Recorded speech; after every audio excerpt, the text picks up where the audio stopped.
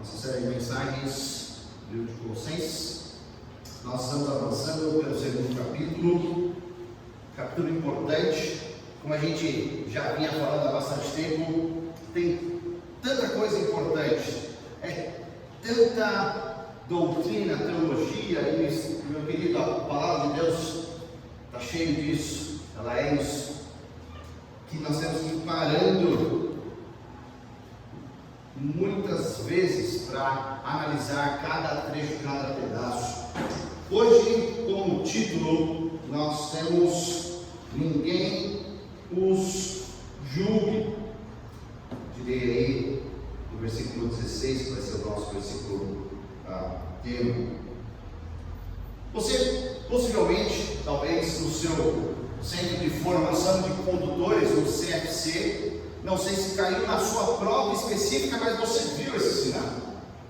Você sabe o que significa essa cruz branca com a parte externa vermelha, e significa uma coisa com o sinal desligado e outra coisa com o sinal piscando. Normalmente, esse tipo de sinal internacionalmente é colocado em intersecção com trilhos. Se você se lembra disso, bom, porque eu tive que procurar, tive que ir lá rever esses sinais de advertência. Um outro sinal de advertência muito comum é os ossinhos, a caveirinha ali. E quando você encontra um produto com esse sinal, você vê isso em alguma coisa, rapidamente nós identificamos como uma advertência.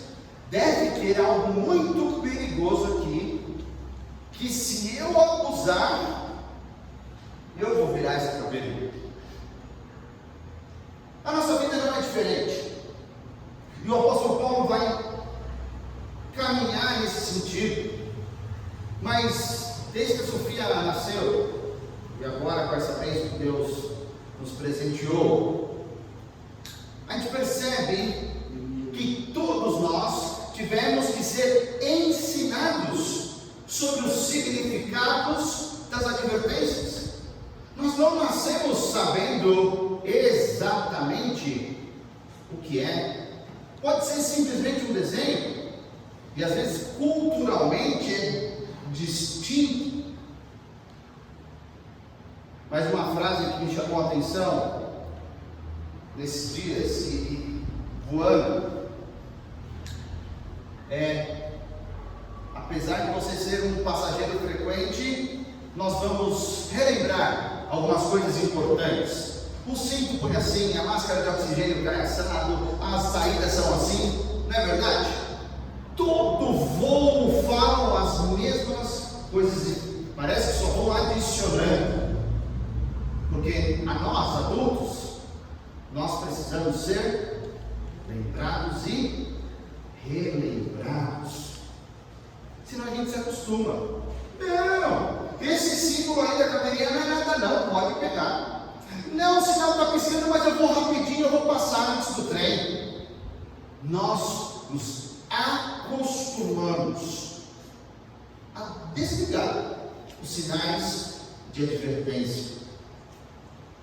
Só que a gente esquece que sinal de advertência é uma questão de vida ou de morte.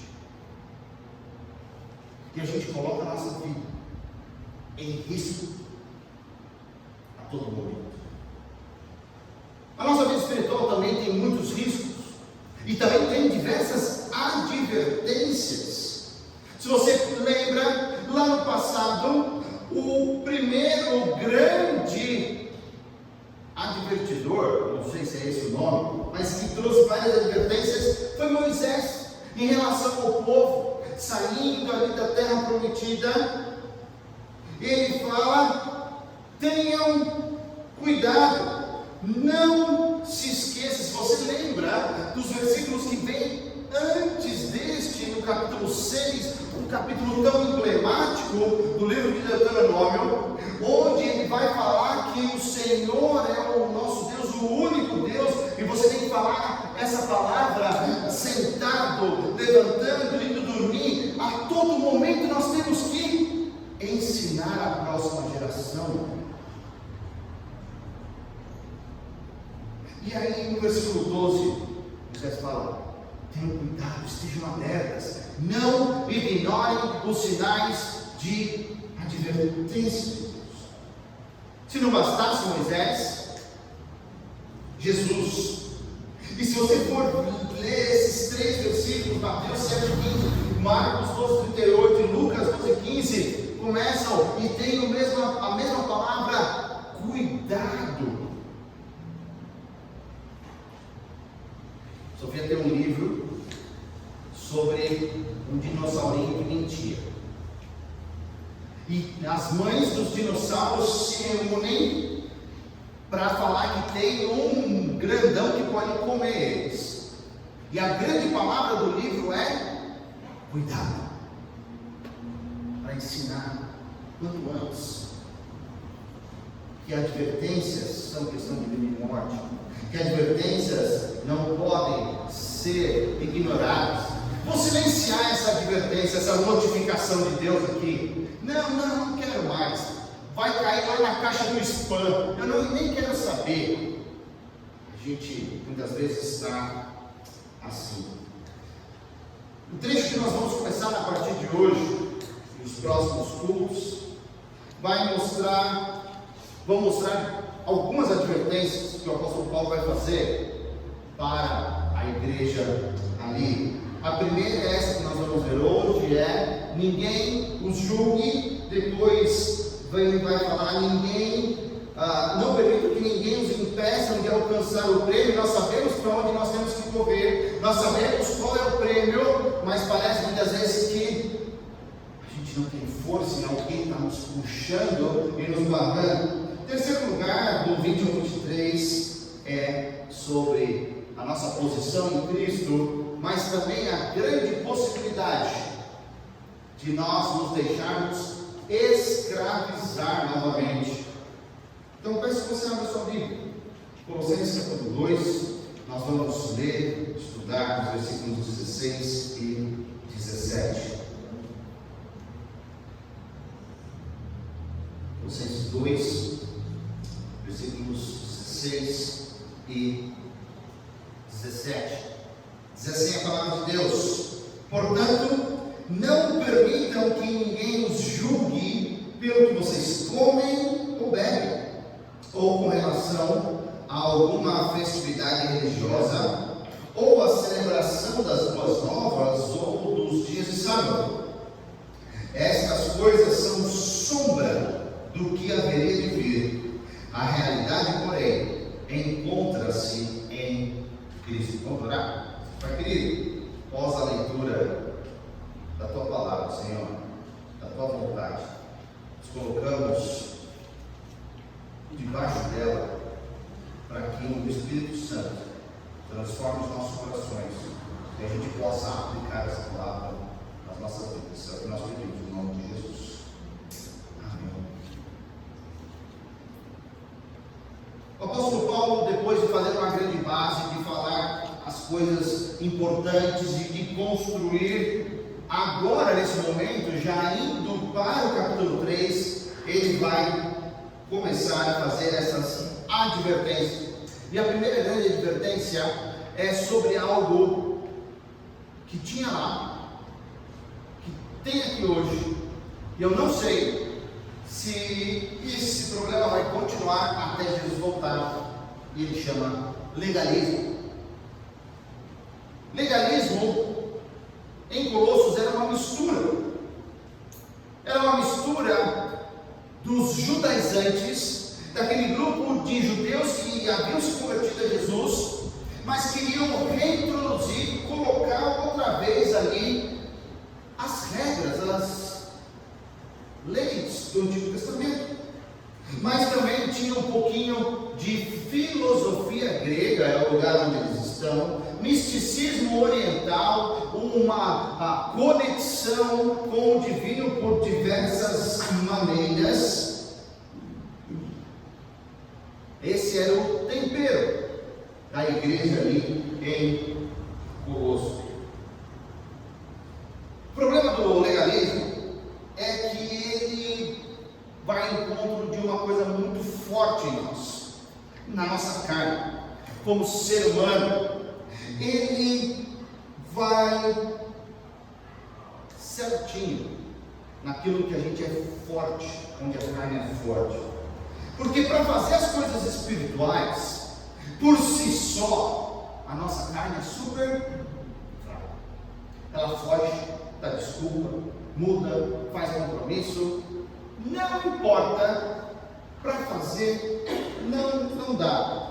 Agora, para cumprir regrinha, para fazer e ranquear as pessoas, quem é mais espiritual e quem é menos espiritual, medidos pelaquela regra, a nossa carne, ó, é forte.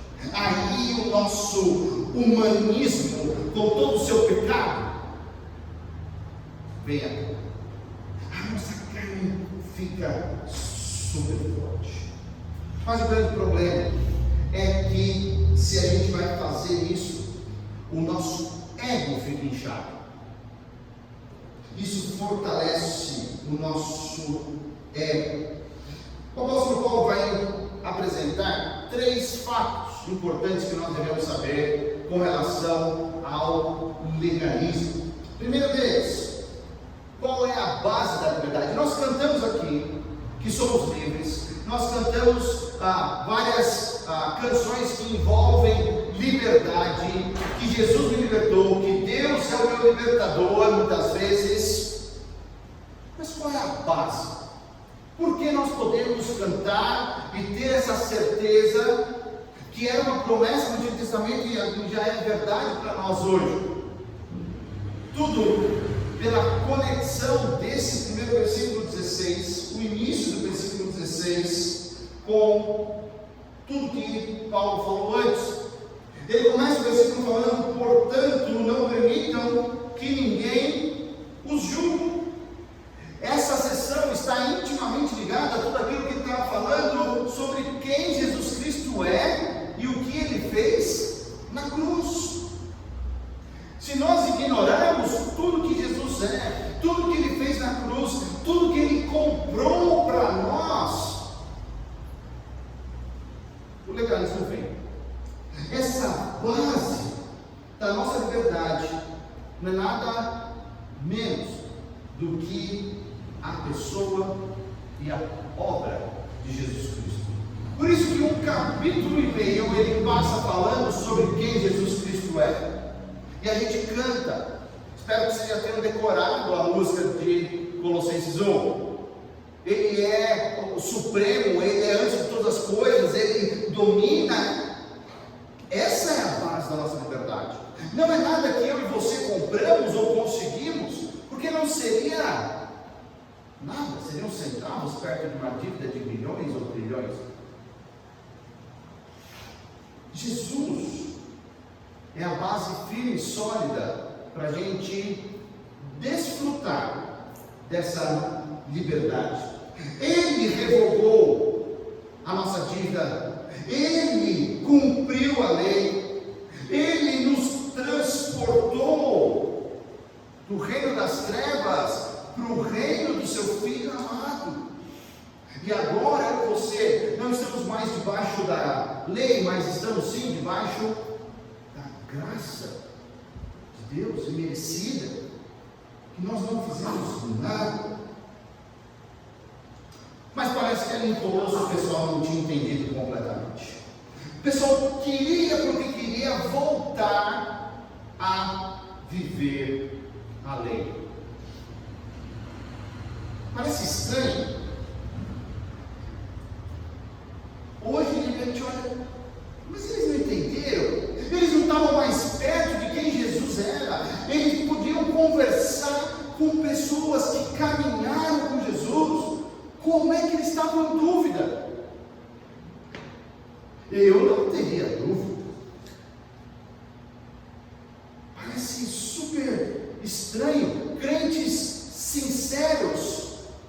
começar passo a passo a se submeter a um legalismo. E no caso aqui, um legalismo muito voltado às práticas, à volta das práticas do judaísmo.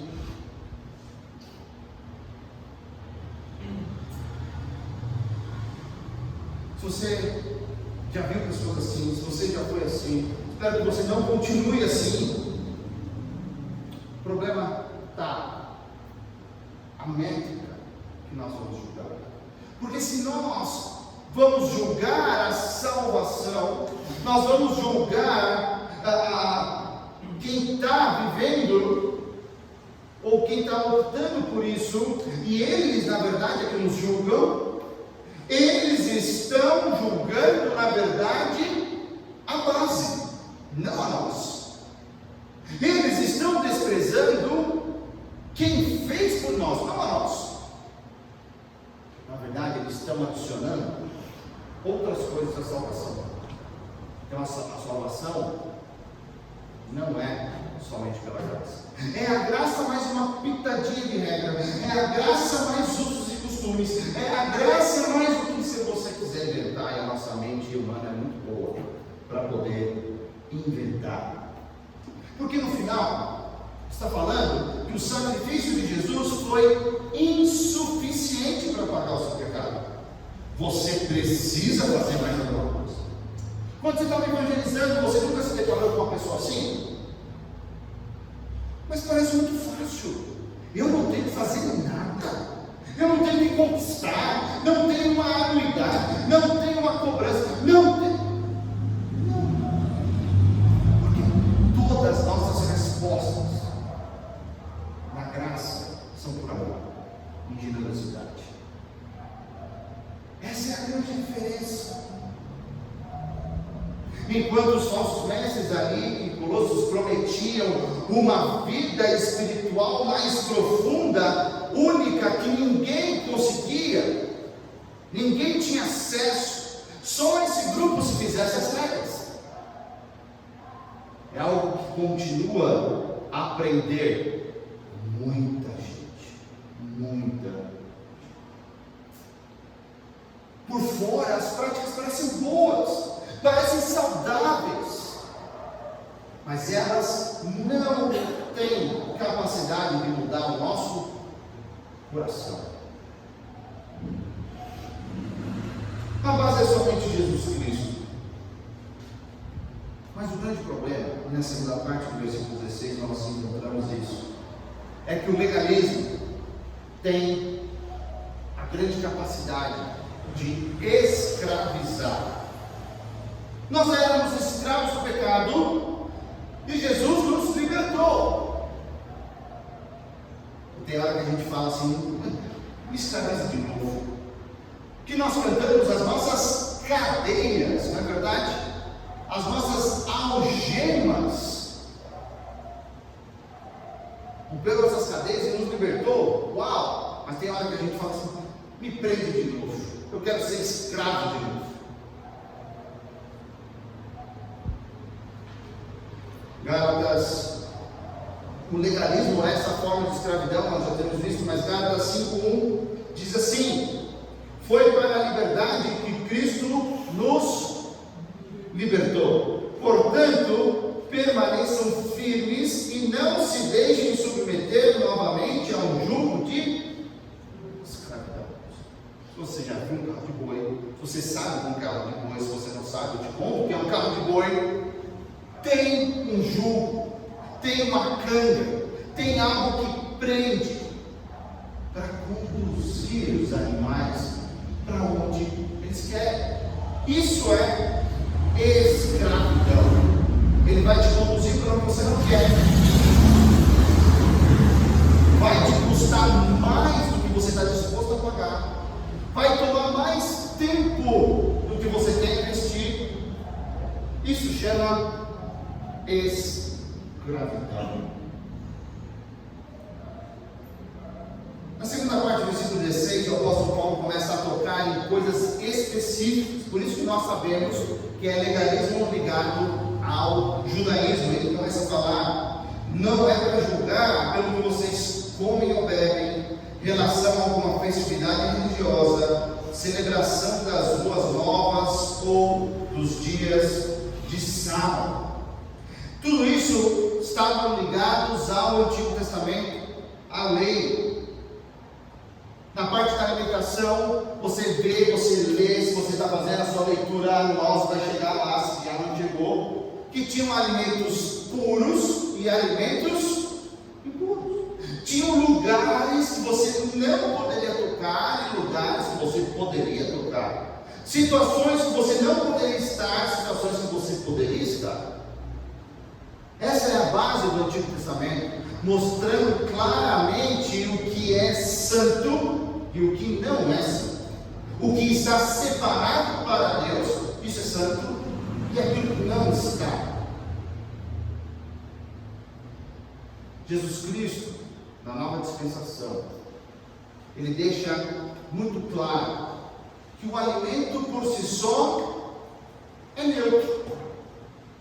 É muito mais importante aquilo que vem do nosso coração. É isso que contamina ou não o alimento. O alimento está aí para, de fato, a gente desfrutar da criação, de algo tão criativo que Deus fez. Ficar rotulando, isso pode, isso não pode, não é da vontade de Deus. Engraçado que o apóstolo Pedro caminhou com Jesus, parecia que tinha esse ímpeto de entender um pouquinho melhor quem Jesus era, o que ele estava querendo fazer, mas quando chegou para ele abrir mão das suas regras dietéticas, não, Deus, não posso ir na casa daquela pessoa, porque ele não é judeu, e ele não sendo judeu, ele vai me servir coisas impuras para comer. E aí em Jobe, Deus fala com Pedro. Você não entendeu?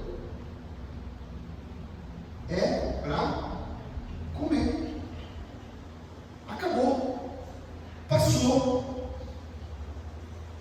1 Coríntios 8:8 diz assim: o apóstolo Paulo estava enfrentando coisas bem semelhantes na igreja de Colossos, na igreja de Coríntios. Fala assim: a comida, porém, não nos torna aceitáveis diante de Deus. Não seremos piores se não comermos, nem melhores se aquela comida ali vai te dar poder. Tem que comer aquilo ali. O fulano não está no meu nível, porque ele não comeu, ele não fez. E esse é o problema. Se você quer se aprofundar um pouquinho mais, você tem que parar e ler os capítulos 14 e 15 da Epístola aos Romanos. É claro, existe motivo, mas por que era do jeito e agora mudou? Esses motivos que a gente pode tirar da palavra de Deus, físicos, motivos espirituais, não é disso que está sendo tratado aqui. Porque a lei então porque Deus deu uma lei e agora ela não vale mais.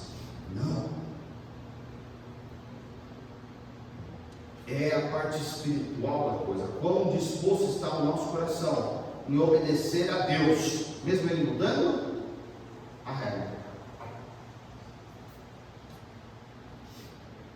Se você, por você mesmo, por decisão única e exclusiva sua, não quer comer algo, isso é restrito a você somente. Você não deve impor, nem julgar aqueles que comem a outra coisa. Mas isso faz bem para o corpo, aquilo faz mal para o corpo. Pode ser. Mas cada um vai prestar conta do seu próprio corpo. Então, julgar essa parte de alimentos devia ser um assunto completamente banalizado fora dos nossos arraiais das igrejas. O que é melhor, o que é isso. Não, fulano come aquilo, então ele não pode ser espiritual. Ah, fulano não, aquilo lá, se comer, é melhor. Não envolvia somente a parte de comida e bebida, mas também qual dia você fazia tal coisa.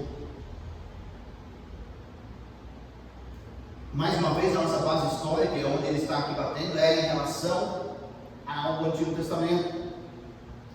E o Shabat, se você tem visto, ou se você já viu o The Chosen, que a gente falou na IBD, um outro dia, você sabe como é um ritual, é um momento bem especial na semana.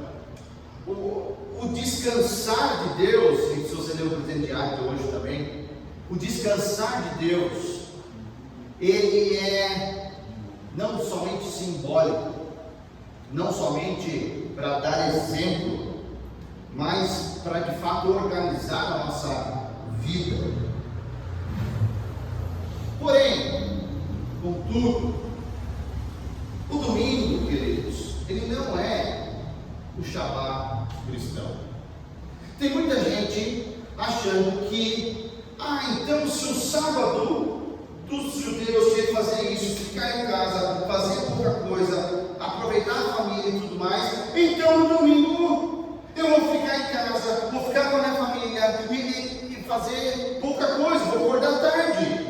Não, o domingo não é o Shabat cristão. Domingo, como diz Apocalipse 10, domingo é o dia do Senhor. E no dia do Senhor, nós servimos ao Senhor do dia. No domingo, o dia do Senhor, a minha prioridade, a minha agenda inteira é do Senhor. Ele é o dono do domingo. Então eu vou servi-lo, eu vou estar com meus irmãos, eu vou fazer tudo, porque Ele manda nesse dia. Está vendo a diferença? A gente não pensa duas vezes quando vem um convite para fazer algo legal que eu nunca fiz no domingo, para dormir até mais tarde no domingo, para não vir a EBD, para faltar ao culto ou ir em outro lugar. E a gente crê, parece que de fato, no Shabat cristão, não, eu vou cuidar da minha família no domingo. Não, domingo é o dia do Senhor, Ele é o dono, Ele monta a sua agenda. Se não bastasse, temos dias de festas. Fala aí sobre as luas novas, a celebração dessas festas ali ligadas a Israel. Isso era ligado ao calendário deles, isso era regrado pelo calendário. Mas no nosso momento, o grande regramento é o domingo. O primeiro dia, nós vamos servir, louvar, ver os nossos irmãos, porque a gente tem que dar o melhor e o primeiro para Deus. O resto, se é festa, se não é, não importa, não precisa. Isso não faz mais parte da nossa dispensação. Isso não vai gerar mais fé ou menos fé. Interessante que a lei, ela exerceu tudo aquilo que ela foi planejada para ser. Ela serviu de guia, de preparo para o povo de Deus, porque sem a lei, eles não esperariam um Messias misericordioso. E uma vez que ela serviu ao seu propósito de ser o aio, o pedagogo, aquele que iria guiar até o momento certo, ela não precisa mais existir. Ela não precisa mais da sua função. Ela cumpriu a sua função. Agora, você pode estar pensando, mas será que a lei então não contribuiu para nada? O que a lei serve para mim hoje? Eu, um cristão em 2023, para que serve a lei? Tem nenhuma contribuição? Meus amigos, se você já leu, se não leu, eu te incentivo a ler. Ela serve como espelho. Ela serve talvez para você conhecer mais profundamente o seu coração. Já viu para mim? Porque ela mostra duas coisas principais: a santidade de Deus e o pecado no coração. Essa é a função da lei. Levar até esse momento de desespero total, onde eu tenho Deus completamente santo, um homem completamente pecador, e ao final ele tem que chegar: me ajuda, Deus. Essa é a função da lei. Te levar até esse ponto, onde somente a graça de Deus vai fazer a obra completa. Por fim, versículo 17, nós temos a bênção da graça de Deus. O versículo 17 diz o seguinte: essas coisas são sombras do que haveria de vir. A realidade, porém, encontra-se em Cristo. São sombras. Algo pequenininho, material, está na nossa frente. Isso é tudo. Não. Ela está projetando algo muito maior.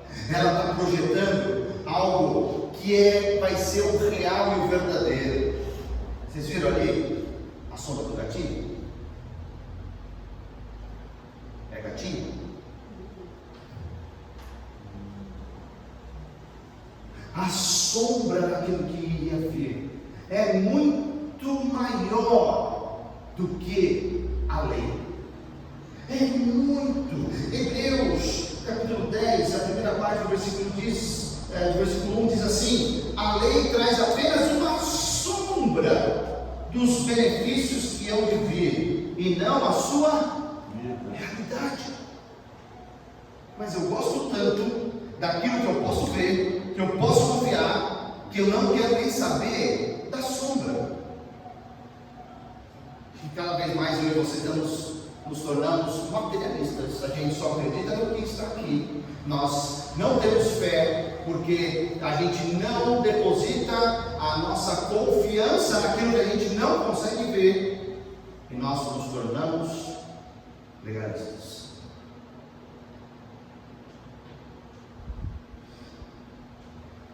Gente, regimes alimentares, datas, sábado, Shabat cristão, não, domingo eu vou tirar para mim, para minha família, não o Senhor do domingo.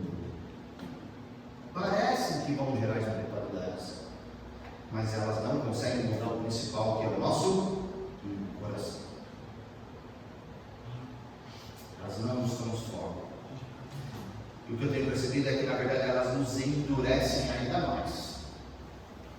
Porque se eu estou nesse sistema de legalismo, eu vou ser muito bom em medir os outros, mas de acordo com a minha medida. Então, cada um de nós tem uma trena de um tamanho, e se não passa na minha trena, não vai. Essa é a grande diferença. Ninguém é para medir a vida espiritual de ninguém, porque a nossa base comum é Jesus Cristo. O que propunha o Antigo Testamento, a lei, era só para nos levar até a real necessidade da nossa miséria diante de Deus. E parece que tem gente que, mesmo sendo legalista, nunca chega a esse ponto de miséria diante de Deus, da necessidade. Algumas perguntas para a gente levar esse texto para a nossa semana.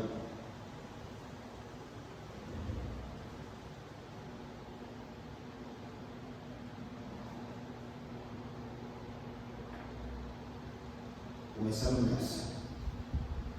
Será que eu tenho julgado a Jesus Cristo,